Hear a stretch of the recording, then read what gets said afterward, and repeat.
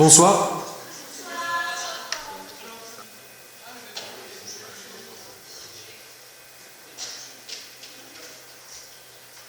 Je vous ai fait les polycopiés.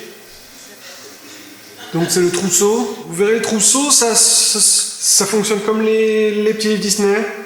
Quand vous entendez la voix de Mickey, vous tournez la page. Mais il y a des pièges. Des fois. On sait pas trop. Alors il n'y en a pas assez. Donc je donne au hasard. Alors.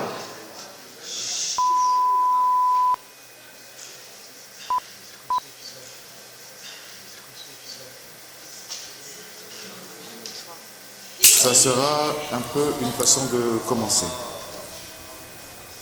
Donc je vais vous demander de comprendre ce que je dis. C'est-à-dire pas tant retenir ce que je vous ai dit, que d'essayer de le prendre en compte pour vous-même.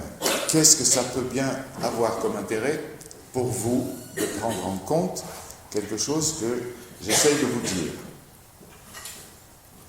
Ça veut dire que prendre en compte ce que j'essaye de vous dire, c'est une façon de traduire dans votre propre langue ce que vous comprenez de ce que je dis, donc de ma langue. Alors, traduction, ça vient de tradere, qui veut dire trahir. Donc, au lieu de m'être fidèle, je vous demande de me trahir, c'est-à-dire de trahir mes paroles pour que vous vous les appropriez et que vous arriviez à en faire quelque chose qui soit une création dans votre propre langue. Donc le 15 mars dernier, j'avais rendez-vous avec le dissécateur Sacrificante, Paul Wedger et quelques autres pour préparer l'exposition que j'ai fait ici l'année dernière. Donc ils sont pas venus, alors j'ai fait ça. Et puis... Donc c'est en lien avec ce logo que j'ai jamais vraiment complètement compris, sans jamais poser la question, parce que je me disais que devait y avoir une bonne raison, et que c'était jamais vraiment le moment. Donc j'ai commencé à lancer une enquête, une analyse mythanalytique, pour cette promenade mythanalytique, et je me suis rendu compte que déjà j'avais fait une erreur. J'ai commencé par tomber dans le piège, c'est-à-dire que j'ai posé l'objet comme champ, et le sujet comme éventuel objet. Donc il y avait déjà une erreur. J'ai mis Mickey dans Duchamp. Et le logo mercien, ça n'a jamais été ça. Donc il m'a fallu rétablir cette vérité, et je me suis posé la question de comment on rejoignait les choses, et donc j'ai exploré un peu Duchamp, et je me suis dit qu'il y avait une chanson que j'avais quand j'étais petit. Duchamp est normand, il a vécu à Blainville, pas très loin de là où Paul-Jacques Philibert a grandi, et c'est une chanson qu'apparemment que les Normands connaissent, alors si vous la connaissez aussi, n'hésitez pas à chanter. Ça fait comme ça. J'ai perdu ma clé. Moi aussi. Dans un champ de blé. Moi aussi. Je l'ai retrouvée. Moi aussi. Dans un champ de blé. Moi aussi. J'ai perdu ma clé. Moi aussi. Dans un champ de blé. Moi aussi. Je l'ai retrouvée. Moi aussi. Dans un champ de blé. J'ai perdu ma clé. Moi aussi. Dans un champ de blé. Moi aussi. Je l'ai retrouvée. Dans un champ de blé. Ok, donc je vais lancer.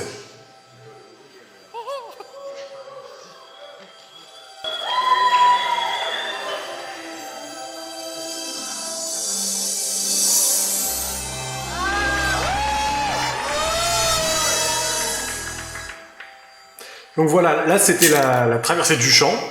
Donc j'ai repris l'espace appartenant au personnage pour remettre l'objet en tant que personnage dedans. Voilà.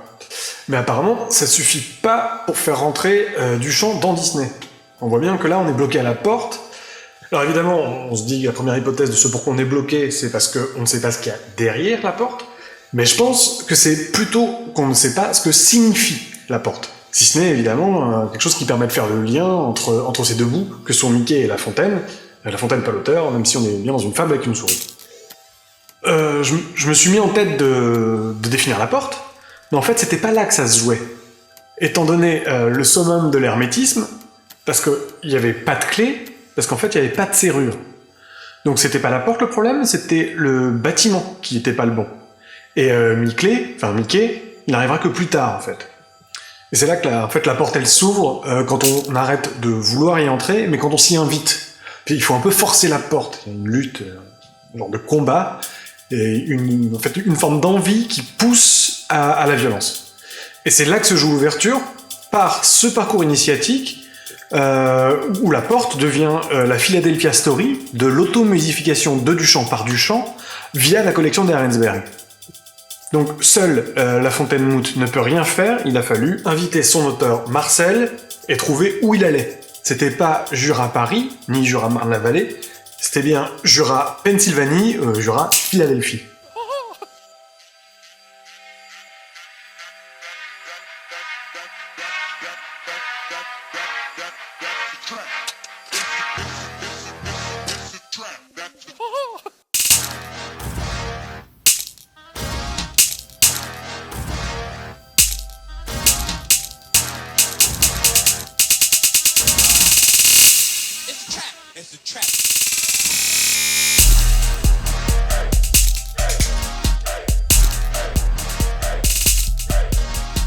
Donc c'était là le deuxième trap mercien, le piège de la porte. Donc l'important c'était pas le franchissement mais le moteur du rejet qui permet de franchir, donc l'arrivée à la love loop. C'est le rapport du chant à la hors-champisation. Donc la love loop, pour faire vite, c'est un tiré de Philadelphia Story de Cukor, c'est un outil de démêlage dichotomique par la mécanique d'attraction-réjection. Donc on a Cary Grant qui rejette Katharine Hepburn en première séquence et qui passera l'entièreté du film à la réattirer, pour résumer. Et c'est en général utilisé comme une analogie aux mécaniques de goût.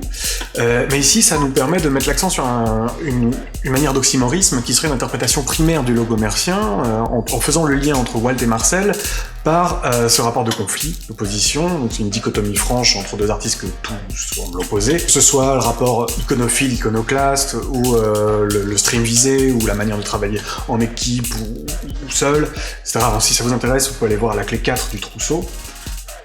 Et on a donc immédiatement un nouveau trap mercien, qui serait de confondre l'oxymorisme et l'assemblage frictionnel. L'assemblage friction qui permet de penser l'un, l'autre et l'entre-deux en même temps.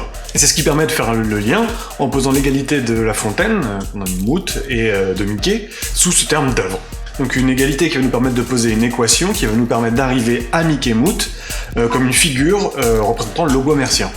Donc on est bien dans un assemblage frictionnel, on a friction logiquement entre Mickey rétinien et Mout conceptuel, mais Mickey ce sont les oreilles, donc l'audience dans une audience par opposition au regardeur, donc la figure fait le lien, l'assemblage. Et c'est là que la porte, devenue trappe, devient clé, et qui va nous mener à la planche à trappe au lieu de la planche à clé, donc c'est bien le piège qui fait passer la porte, et pas la clé.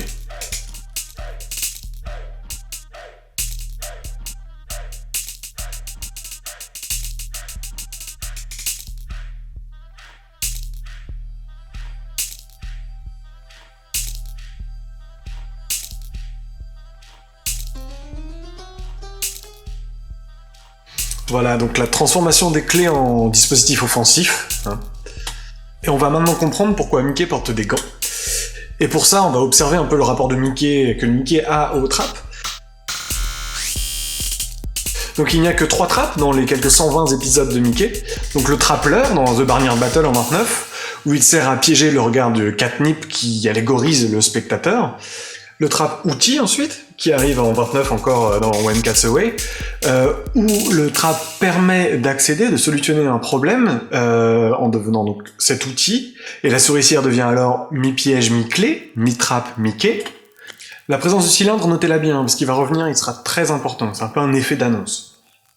Cette quasi-absence de rapport au trap de Mickey me permet d'ailleurs de développer cette thèse comme quoi Mickey ne serait pas une souris, mais bien une incarnation de Disney, tout comme Mout est une incarnation de Duchamp. Donc je vous ai mis les indices dans le trousseau, vous trouvez tout ça. Mais cette thèse trouve un appui particulier dans The Worm Turns, en 37, où on trouve aussi une vraie souris en compagnie de Mickey, qui n'ont pas la même échelle et pas le même comportement.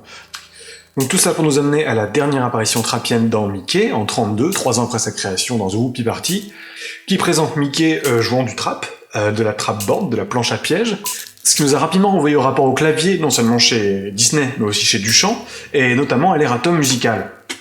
Alors pour explorer la piste, on s'est proposé de reconstruire le modèle mathématique de l'erratum musical numéro 2, notamment en passant par une analyse des matériaux granulaires à viscosité constante, puis la rhéologie depuis Paris, ce qui nous a un peu mené nulle part, parce qu'il s'est avéré que, bon, certes, il y avait des variables, mais il y avait aussi des variables qui confinaient au random, c'est-à-dire que l'ordre d'insertion des boules dans le vase, puis l'ordre de récupération des boules dans le wagon à la fin, revenait à annuler le modèle, dans le sens où c'était toujours le dernier geste qui établissait la boule qui était tirée.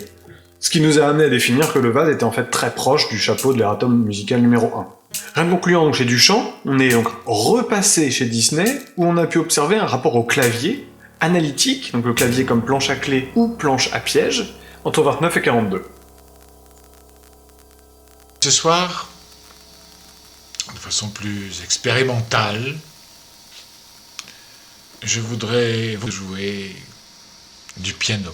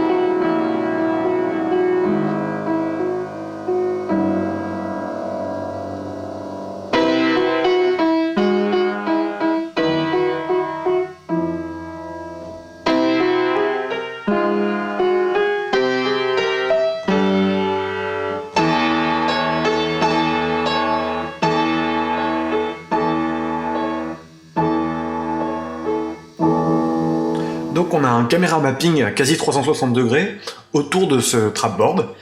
Et je dis quasi parce que, en plaçant le trapboard comme centre, on a un angle de 90 degrés qui est laissé vierge de toute image de projection et qui correspond en fait à la position spectatorale prévue par Disney. C'est-à-dire qu'on a un 270 degrés autour de l'angle droit du piano, et ça c'est pour la planche à clé, et la seule image qui donne contre-champ, c'est notre planche à piège de la Whoopee Party. Et si on transpose donc ces 90 degrés à la verticale, on obtient un range dans lequel doit se trouver non plus le spectateur mais le regardeur pour donner sens à la fontaine. Et le point marquant le trapboard devient la cible du franco-saxon Scheibe, le disque est populairement le rond. Le rond qui, pour exister dans l'espace réel, doit être extrudé en cylindre, en rondin. Ce rondin qui permet de répondre à la pseudo-dichotomie du logo mercien. Car il n'y a jamais eu seulement 2 composants héraldiques dans le logo, mais bien 3. C'est un holotrape mercien, car le rondin a toujours été au centre de la fontaine, et on doit le viser pour accéder à ces différentes conceptions. Donc avec le rondin comme référent, on est ici dans un pointer receiver, ou pointer du champien, donc c'est bien le regardeur qui vient remplir l'œuvre, il vise, c'est son attention qui fait, et il s'oppose au flusher, comme on peut voir maintenant, dans une opposition synégétique, donc qui vient de la chasse. Le pointer c'est celui qui tombe en arrêt et désigne le gibier, et le flusher c'est celui qui ramène la proie. Donc le flusher c'est une position un peu particulière. Le flusher de contenu, comme on a ici, serait l'hypothèse d'une œuvre sans spectateur, donc qui s'alimente d'elle-même, et où la cible devient le point d'évacuation nécessaire pour éviter le débordement. Alors évidemment, quand je dis artiste sans audience, c'est plus ne pas faire pour l'audience, c'est faire un peu malgré elle plutôt que de faire sans audience littéralement. Pour faire fontaine, on remplace donc le jet remplisseur par un dispositif de nettoyage, d'évacuation. Alors mes excuses si tout ça semble un peu potache, mais il s'agit en fait d'un pendant à des Proctologica Melancholium de Pierre Merthier, qui reprend sa réflexion sur les lartrines, lieu qui doit être rendu adéquat à la miction, qui est plus procto-hémétique dans des Proctologica, et on en explore ici le pendant uro-hémétique. Alors niveau interprétation, l'opposition flusher-pointer n'est pas suffisante. On se retrouve rapidement avec une fork, au moins au niveau du pointer, parce que si on considère le cylindre non plus comme patient mais comme agent, on est obligé de dégager le pointer émetteur, donc en opposition au pointer receiver qu'on avait avant. Donc c'est l'œuvre qui envahit le public, et c'est donc le pointer disneyen, où on trouve cette idée d'une démarche entrepreneuriale qui cherche à devancer le regard du spectateur, à aller en amont de l'offre pour créer une demande, et modifier cette demande.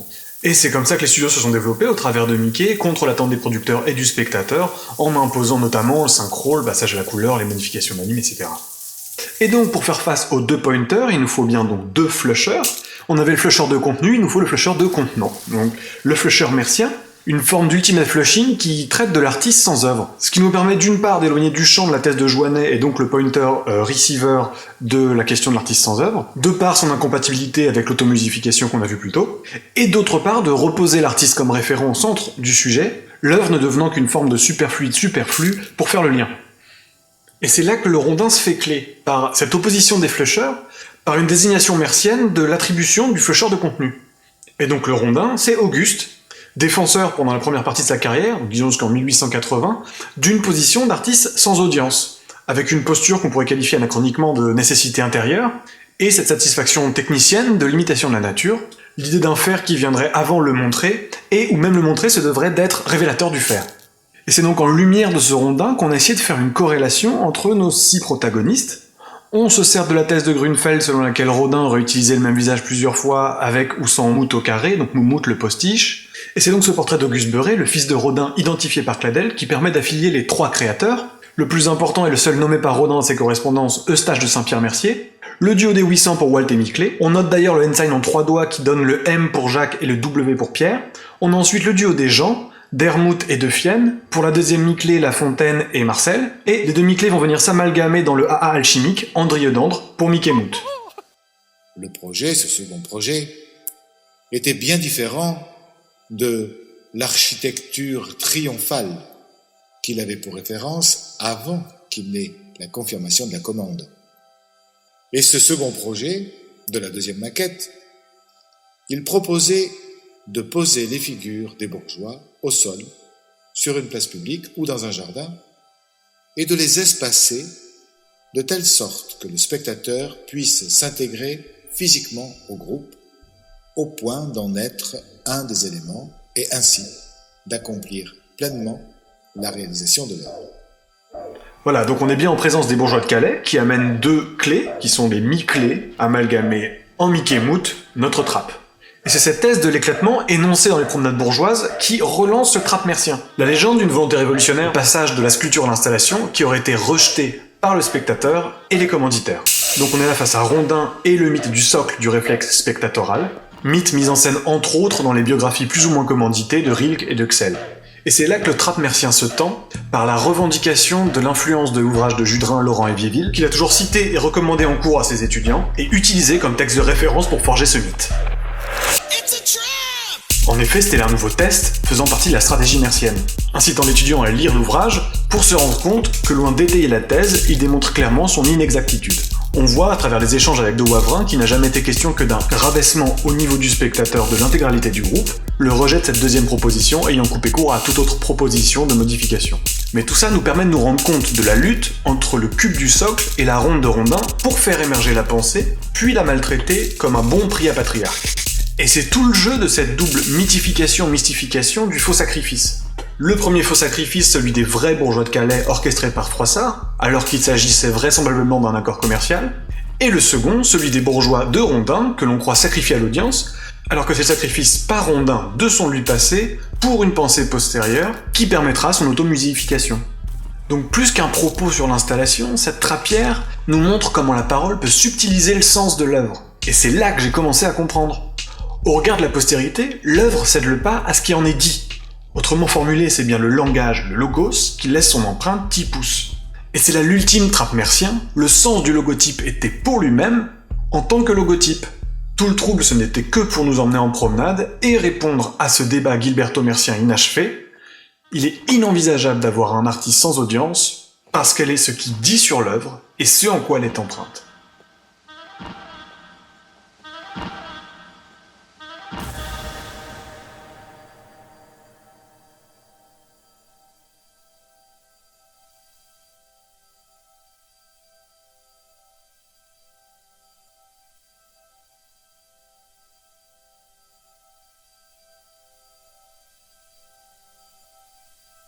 Donc, la chose qui sera importante, si vous vous éloignez vraiment d'un propos qui serait sculptural pour vous approprier une méthode, une façon de penser, une façon de créer des connexions, plutôt que de recracher mon propre cours, prenez comme point d'appui quelqu'un qui a vraiment une œuvre extrêmement conséquente sur laquelle vous pouvez vous appuyer pour un temps assez long.